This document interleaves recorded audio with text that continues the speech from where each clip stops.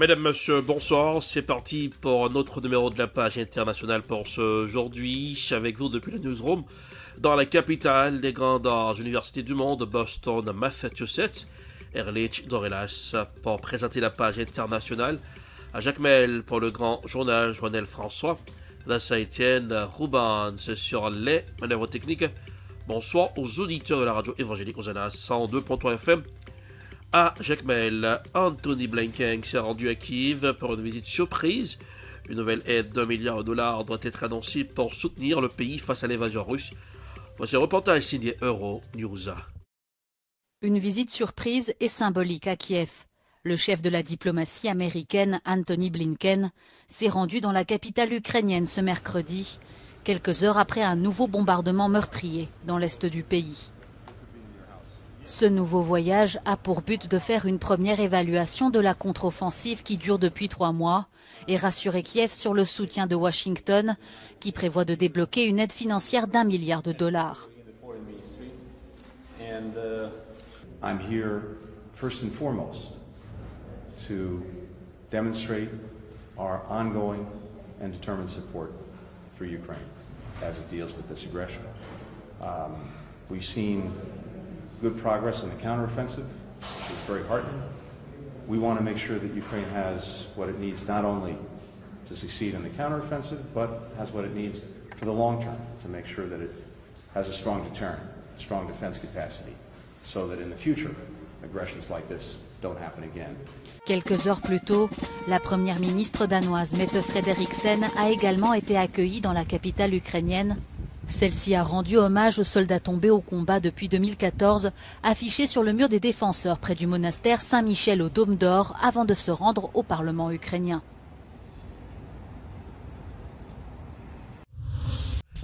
Nous irons à New York. La 78e session de l'Assemblée générale des Nations unies a été déclarée ouverte mardi pour le nouveau président de l'Assemblée générale, Denis Francis. Voici un reportage signé CGTN News. C'est le plus grand rassemblement politique du monde. Il a lieu chaque année ici dans l'est de Manhattan. Les New-Yorkais sont souvent frustrés par les embouteillages qui accompagnent les allées et venues des dignitaires.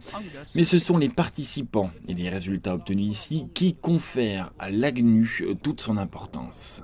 L'Assemblée générale dure beaucoup plus longtemps que le débat de haut niveau ou semaine des dirigeants qui commence dans 2 semaines. Globalement, l'AG peut durer jusqu'à la fin de l'année et même jusqu'à la fin de l'année suivante. Et c'est souvent le cas. Cette année, les 193 États membres ont élu un diplomate chevronné de Trinité et Tobago dans les Caraïbes, Denis Francis, au poste de président de l'AG. Le slogan de Francis pour l'AG de cette année est « Rétablir la confiance et raviver la solidarité mondiale ». Les questions clés incluront la stimulation des progrès pour les objectifs de développement durable 2030 de l'ONU, le financement des pays en développement, la préparation et la prévention des pandémies et des sessions sur les soins de santé, en particulier la tuberculose. Le secrétaire général convoquera un sommet sur l'action climatique et on s'attend à ce qu'il prononce une autre tirade enflammée sur le changement climatique le premier jour du grand débat. C'est son sujet de prédilection. Le Conseil de sécurité, l'organe mondial légalement responsable de la paix et de la stabilité, se réunira à plusieurs reprises au cours de l'AG, comme il le fait toujours, surtout pendant la semaine des dirigeants, au cours de laquelle les grands noms sont présents. Il est fort probable que l'Ukraine occupera une place prépondérante au cours de la session. En Guinée, de nouvelles manifestations ont eu lieu à Conakry, 2 ans après le coup d'État. Les protestataires veulent rappeler aux autorités de transition leurs promesses sociales et un retour du pouvoir aux civils. Voici un reportage à signé TV5 Monde. Une capitale parcourue par des véhicules militaires. À Conakry, l'anniversaire des 2 ans de transition après le putsch 5 septembre 2021 n'a peut-être pas l'éclat que voudrait le gouvernement. En cause, des appels à manifester lancés par le collectif Les Forces Vives. Les forces de l'ordre ont empêché tout rassemblement, mais des affrontements ont eu lieu dans les quartiers de Bambeto et Sonfonia, acquis à l'opposition. Le ministère de l'administration du territoire avait rappelé l'interdiction des manifestations sur la voie publique. Dans toute manifestation, il y a une sorte de stratégie. Ils vont organiser un concert. Nous savons, en appelant à une marche, c'est très simple. Ils vont militariser la ville, il y aura personne dans lors de ce concert. Il ne faut pas aujourd'hui que le CNRD pense qu'il est en train de danser seul sur la piste, justement. Il faut lui rappeler. D'après les forces vives, ces accrochages auraient fait 3 morts.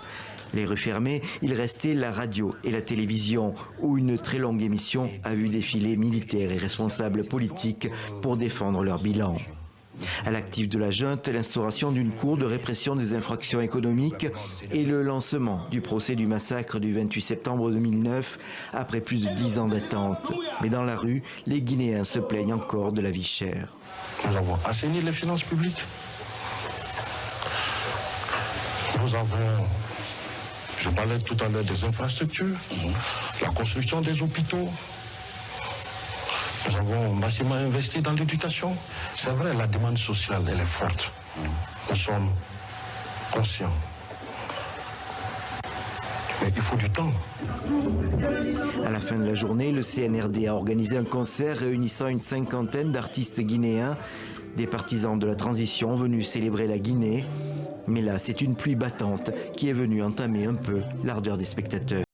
Le président russe Vladimir Poutine a déclaré que les conservateurs occidentaux ont mis un juif d'origine à la tête de l'Ukraine afin de dissimuler l'essence anti-humaine du pays. Cette déclaration choc n'est que la dernière en date du président russe visant les dirigeants ukrainiens ou les origines juives de Volodymyr Zelensky. Voici un reportage à signer I24 News. Quand la guerre de terrain est aussi une guerre de mots, Vladimir Poutine attaque à nouveau l'Ukraine en l'accusant de soutenir le nazisme. Ce qui est dégoûtant, c'est qu'un juif d'origine couvre la glorification du nazisme et protège ceux qui, à l'époque, ont supervisé l'Holocauste en Ukraine. Quelques 1,5 million de personnes ont été tuées. Les citoyens israéliens ordinaires sont ceux qui le comprennent le mieux. Il suffit de regarder ce qu'ils disent sur Internet. Une déclaration forte dont le but est clair, justifier la guerre russe en Ukraine. Et le président Poutine va plus loin. Il accuse l'Occident d'avoir placé Volodymyr Zelensky au pouvoir afin de cacher un gouvernement ukrainien néo-nazi qui commet un génocide des russophones. Les manipulateurs occidentaux de l'Ukraine ont placé un juif d'origine, une personne ayant des racines juives, un héritage juif à la tête de l'Ukraine moderne. Ce faisant, à mon avis, il couvre l'essence inhumaine de l'État ukrainien actuel, les fondations sur lesquelles il est construit. C'est ce qui rend la situation tout à fait dégoûtante. Kiev n'a pas tardé à réagir en accusant le Kremlin d'antisémitisme. Une autre expression de l'antisémitisme profondément enracinée des élites russes. Nous appelons le monde à condamner fermement les déclarations antisémites du président russe. Dans le monde d'aujourd'hui, il ne devrait y avoir aucune place pour la haine fondée sur l'appartenance ethnique. La carte de la haine des Juifs, un argument récurrent pour Vladimir Poutine et Volodymyr Zelensky. Ce n'est en effet pas la première fois que les deux dirigeants ennemis s'accusent mutuellement d'antisémitisme ou de nazisme. Il y a 3 mois, lors du Forum économique à Saint-Pétersbourg, le président russe avait qualifié son homologue ukrainien de honte pour les Juifs. Il y a 1 an, c'est le ministre russe des Affaires étrangères, Sergueï Lavrov, qui s'était pris aux racines juives de Volodymyr Zelensky en le comparant à Adolf Hitler. Le président ukrainien compare régulièrement l'armée russe à celle du Troisième Reich. Rencontre possible entre Vladimir Poutine et Kim Jong-un. Le quotidien américain New York Times a diffusé des informations sur une réunion probable entre Vladimir Poutine et Kim Jong-un, mais le porte-parole du Kremlin n'a pas confirmé cette information. Jacques Nessy, politologue et membre du LC2S, laboratoire caribéen de sciences sociales, et auteur, répondait aux questions de la RT. Monsieur Nessy, bonsoir. Bonsoir. On sait bien que cette rencontre entre Vladimir Poutine et Kim Jong-un n'est pas été confirmée, mais de toute façon, on voit la réaction des États-Unis qui ont exigé que cette rencontre n'ait pas eu lieu. Que nous apprend cette tentative des États-Unis d'influencer la politique d'autres États ? Oui, on voit bien qu'on est dans une relation de logique de puissance. Les États-Unis, comme à leurs habitudes, tentent d'imposer un certain nombre de pressions sur Pyongyang, la Corée du Nord, pour éviter, et non seulement que que la Corée du Nord soit dotée de puissants d'armes nucléaires, mais en même temps évite toute coopération entre la Corée du Nord et la Russie. Mais on sait très bien que ces pressions ne datent pas d'aujourd'hui et ces pressions n'empêchent pas non plus une évolution des relations entre les deux États. Parce qu'il faut le rappeler que Pyongyang a, depuis le début du conflit en Ukraine, c'est qu'il y a une autre évolution dans leurs relations.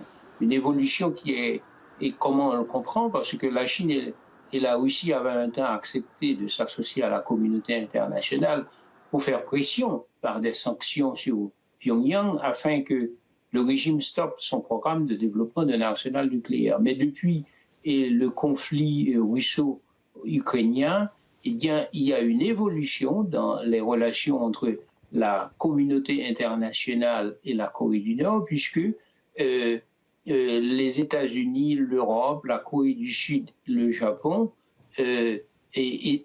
font tout pour essayer d'empêcher Pyongyang d'avoir non seulement une... Et voilà, c'est ainsi que s'achève la page internationale pour aujourd'hui. Merci de l'avoir suivi. La production signée Ed Prod. Réalisation en Télébeltop pour le compte de la radio évangélique Osana 102.3 FM à Jacmel. Pour présenter la page internationale Erlé Titorelash depuis Boston, la capitale des grandes universités du monde. Couleur du temps pour aujourd'hui. Boston 84 degrés Fahrenheit. Ça donne 28 degrés Celsius. Jacmel 90 degrés Fahrenheit. Ça donne 31 degrés Celsius. Bonsoir Joël, bonsoir la Saïtienne, bonsoir Robans, bonsoir aux auditeurs de la radio évangélique Osana 102.3 FM à Jacmel. Passez un excellent mercredi. Bonsoir, à demain. C'était la page internationale avec Erlich Dorelas.